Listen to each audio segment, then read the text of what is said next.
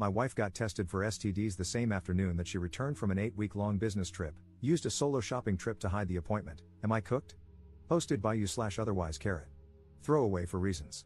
My 28M wife, 26F, is a great person, and we have always gotten along. We have been married for almost 2 years and have been together for 4.5 years. We are in a monogamous relationship and have both had several partners prior to our relationship. Every year, my wife goes on a long business trip, typically about 2 months. During this time, communication over the phone and email can be difficult, contingent upon the technological issues where she works. She really enjoys her work during these business trips and usually comes home feeling fulfilled and excited about life. Normally, when she comes home, she takes a day or two to rest and overcome the jet lag, 28-hour travel time and 21-hour time difference. In the following days, we tend to spend lots of time together, segs, dates, cuddling, catching up, etc., because she's been gone for so long. This year, she came home as her same excited self after having had a great trip.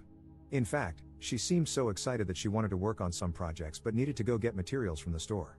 About 3 hours after picking her up from the airport, she said she wanted to go shopping for her craft project and that she would likely spend several hours out shopping. She really emphasized how much time she would need, many hours. I thought this was a little weird, considering she had just come back from a 28-hour flight, hadn't slept, and usually isn't the type to spend more than an hour or two shopping. But whatever, it's fine. About 5 hours later, she came home with a single bag of craft materials. I registered this as strange but didn't really think much of it.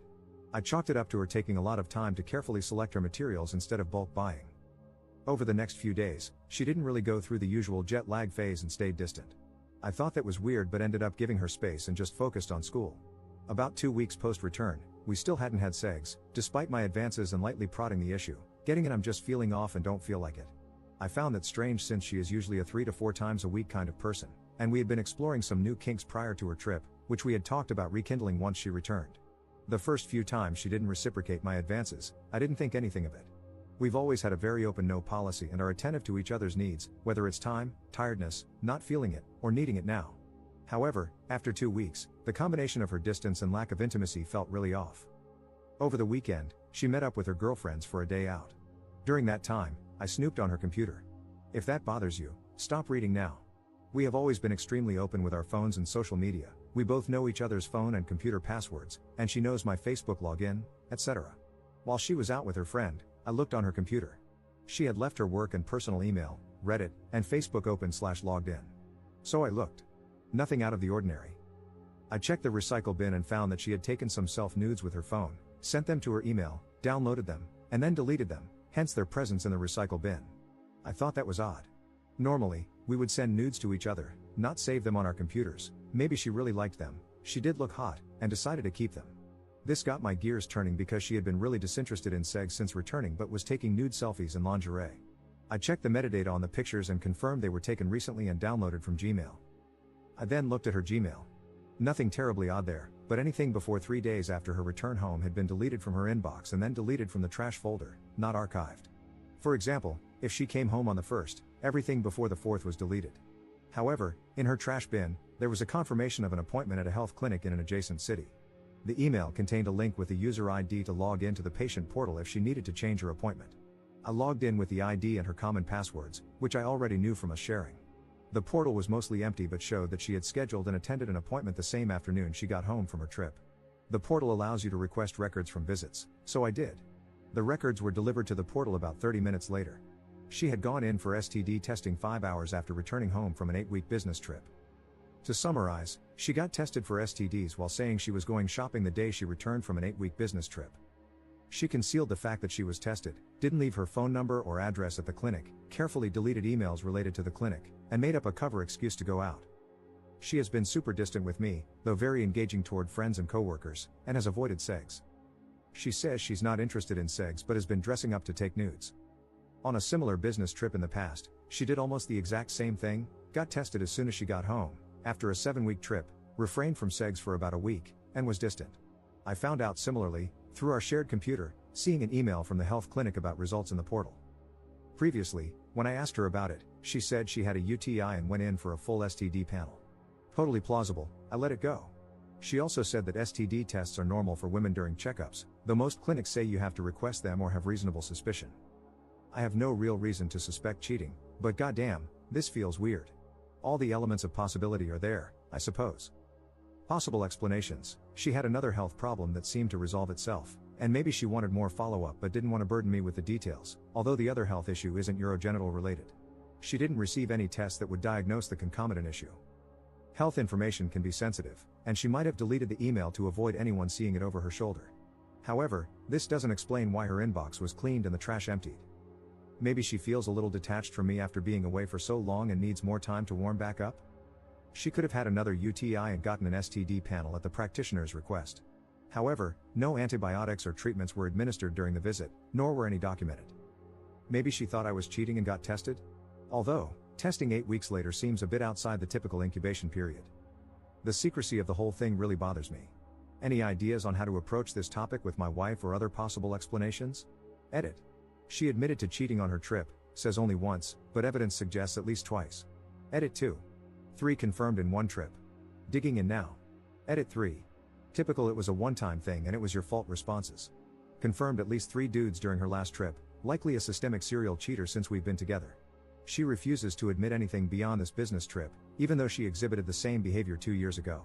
She refuses to be honest and claims she wasn't going to meet anyone on her current solo camping trip. I know otherwise. I keep catching her in lies. Filing papers now. Edit 4. It's at least 4 now, 1 on her first trip 2 years ago, which is why she took the STD test then. A mutual friend knew about it and kept it secret. This happened days or a week after we got engaged. Update 1 month 3 weeks later. Hey folks, I'm at D-Day 55, and I wanted to share a little bit more of my story and just talk it out. It gets a bit lonely at night, and that's when my gears start cranking, without the noise of the day to keep up distractions, so writing it out and clearing the air is perhaps cathartic. My wife and I have been married for 1.5 years, together for 4.5. We are both graduate students. I'm working towards my MD/PhD in genetics, and she is working towards her PhD in microbiology. No kids, few assets, not much debt. Here's the backstory if you'd like more information. My partner secretly got tested for STDs the day she returned from a long business trip. I found out, confronted her, and she admitted to sleeping with 3 people on the trip and 1 person 2 years ago. Luckily, we study at different schools. I'm on the West Coast, where she was residing with me and working remotely, and she studies at my undergraduate institution in another state. When I found out and confronted her, she was on her way back to her school for lab work and committee meetings. So our communications were largely conducted via text messaging and email. She was too much of a coward to speak to me on the phone. I suppose the discovery of infidelity in a relationship is shocking and painful and begins to pave an arduous road toward either reconciliation or the parsing of community property. In my case, it's been the latter. It's not the sex that bothers me. I can understand those inclinations. I'm a biologist. Attraction, emotional investment, feeling wanted, the taboo of risk, adrenaline, those things make sense to me. What I could not understand is how my wife, someone I adore and respect immensely, could lie to her affair partners about who and what I am. It's like her inner monologue flowed freely to them, her true thoughts about me expressed vocally. That made me physically sick. I'm not a bad guy. I've always been there for my wife. We clicked on every level, from toilet paper orientation to politics, humor, hobbies, and sex. It just doesn't make sense. During the postmortem, I've often come to the realization that, as a partner on a two-way street, I could have always done more or worked toward a stronger marriage. That's the sentimental part of my brain saying, look at all these missed opportunities for communication and growth. If you had really loved your wife, you would have figured it out and met her needs. That's a deadly game of roulette to play. The retrospective what if on infinite regression plays discordantly upon the soul. If the discovery of infidelity wasn't shocking enough, I also asked my wife to reconcile. She refused. I gave her a list of demands with 7 items. The header read, the ground rules. If you choose not to comply, or if I suspect that you have failed to comply with these rules, I will divorce you. Here is the abridged version of what I asked for. You will allow me unfettered access to your phones, accounts, devices, and computers at any time without hesitation. You will forfeit and show me all communications and materials related to all extramarital relations you've engaged in, no matter how minor or insignificant you feel they were. You will allow me to professionally recover data from your phone and other devices. If there is something you haven't told me yet or if you haven't given me the full story, this would be a good time to do so. I extend you amnesty for other grievances, notwithstanding lying. You will contact all parties you've engaged with in any way and explain that you were in a monogamous relationship, your husband knows, and that you messed up. You will apologize for misleading anyone about your relationship status, and you will contact their partners to explain what happened. You will get tested for STDs and STIs every month for the next 6 months, including blood panels. This information will be made available to me at my request. You will seek and engage in cognitive behavioral therapy until you have been treated for your dysmorphia and eating disorder and have healthily managed your past SA. You and I will receive marriage counseling indefinitely or until we both feel that our problems have been resolved. We will both engage in communication coursework or reading. Rules for opening the relationship. Maybe too controlling? Everything I asked for, I also offered to reciprocate where applicable. The first bloodletting was the discovery of the infidelity, and the mortal strike was her denying me safety in the relationship by dismissing my needs. Once it was clear that she wasn't trying to reconcile, I was ready to burn it to the ground. I threatened to contact her affair partners, contact their significant others, file professional misconduct complaints, one of her partners was her physician, contact her research board about misconduct, and inform her direct bosses, people whose reputations could be jeopardized by her actions. She freaked out and suddenly became extremely receptive to what I was asking for, begging me not to ruin her career, begging me not to tell anyone. I felt bad, apologized, and told her I wouldn't do that. By then, she had already gone to her bosses and conveyed some truth-trickled story to them. I obviously added a lot more pain to the situation by playing that card. This was almost a month ago. She filed for divorce the next day, threatened to file an order of protection to prevent me from contacting people in her life, and then told me she couldn't forgive me for threatening to expose her like that. That's when I woke up. I had been drowning, undergoing hemorrhagic shock, and hypothermia was creeping in. I had been desperately trying to get my wife, who was standing on the shoreline, to throw me a life preserver. My actions caused her to get her feet wet, and she couldn't handle it. That's when I started to understand who she was, weak and cowardly. Not exactly life partner material. A few weeks later, I had a realization, it's like she died. That's what the pain, emptiness, and anger feel like. I found out later that she was still in contact with one of her partners. Another punch in the gut. Anyway, that's where I'm at. I applaud you if you made it this far.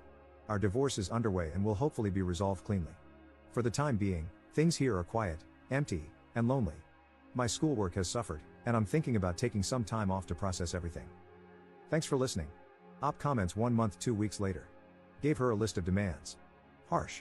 I asked for monitoring, transparency, an end to the relationships, mandatory counseling, and even offered the possibility of opening the relationship in a healthy way, something we had hinted at before. Initially, she said she would work on everything. Then she did nothing for over a month. I pressed her to be proactive, nothing again. I got fed up and threatened to expose her to her multiple affair partners. She didn't like that and filed for divorce instead. Edit. I should mention that I dropped the monitoring. No one wants to babysit their significant other and constantly parse truths. I stupidly asked to reconcile again. She needed time and wanted to date other people. Best thing that ever happened to me. Don't need that kind of crap in my life.